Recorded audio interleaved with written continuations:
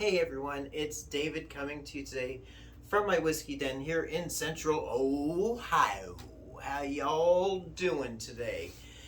I'm doing well, thank you very much. All right, so I had a couple of friends over somewhat recently, and we sampled together some different bourbons. And one of the ones I revisited was, there it is, George Dickel Bourbon. This is not Kentucky bourbon because it's made in Tennessee. And this is charcoal chill filtered, but not Tennessee whiskey chill filtered. And this goes for about $30 here in Ohio. This is a second look at this bourbon.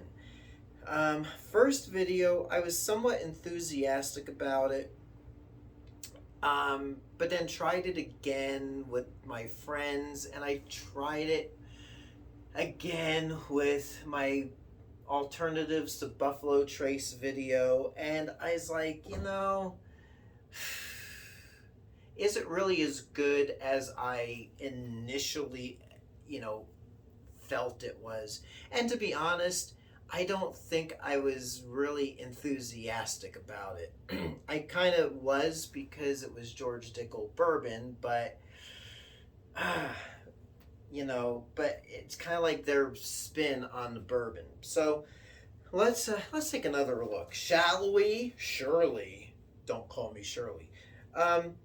The George Dickel Bourbon, it's their standard, from what I see, is their standard mash bill of 84% corn, 8% rye, and 8% malted barley, which is the same mash bill as their Tennessee whiskey. This is aged 8 years, so 8 years in the making, which means, I bought this in 2021, which means they started aging it in 2013. And it just might be their Tennessee whiskey, just not charcoal filtered by their Tennessee whiskey method at the end. So you know what? Let's take a look. I should have poured this already to let it breathe, because my wife and I were watching one of my videos, and I was letting the whiskey breathe, and Trisha said, David, you should pour that at the beginning of your video and let it breathe while you're talking. And I said, yeah, that's a good idea. Did I do it just now? No. But let's see what we got. So it's got a sweet nose. Your nose is very sweet, just like the rest of you. It's a light brown, amberish brown color, which looks pretty mellow. I like a nice dark bourbon, because the darker the better, I think. While we're letting that breathe, this is 90 proof, and it says it's small batch. Now, people like George Dickel stuff or they don't like it. So maybe we'll see with the bourbon. So let's see here.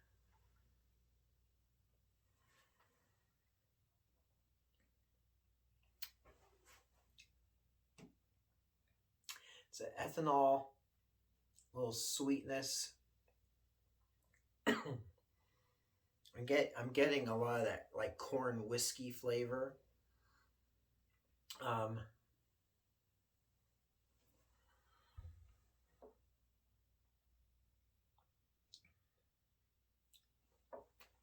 It's sweet, got that corn sweetness up front, kind of like something a cereal I like is corn flakes and drizzling some honey on it, and then the milk, and it's kind of like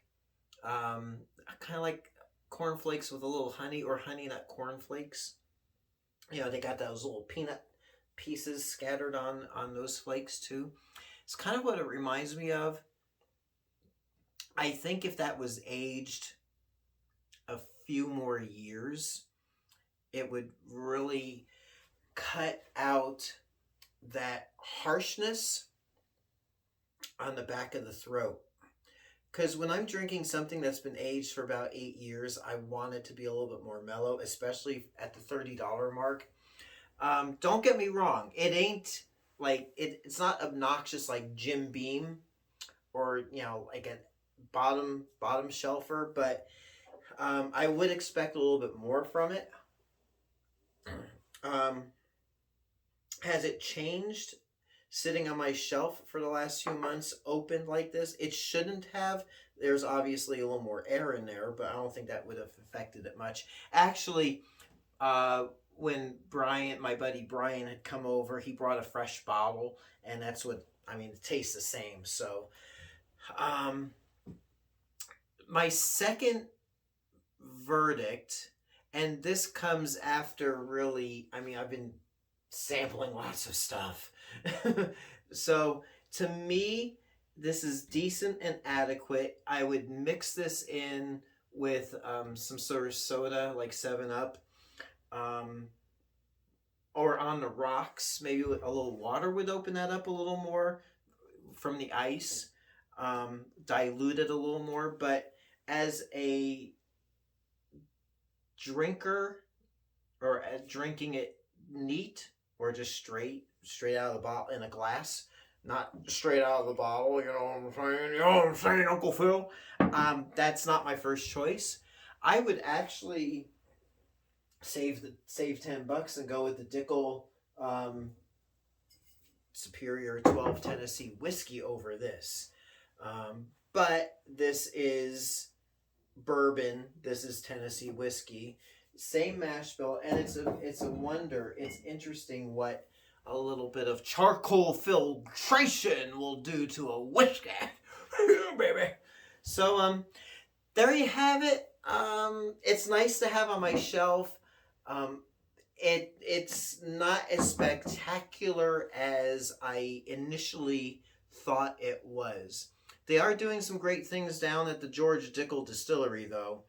But as far as a bourbon I would reach for or serve to guests, I probably would not, unless they just wanted to try it and see what it was like.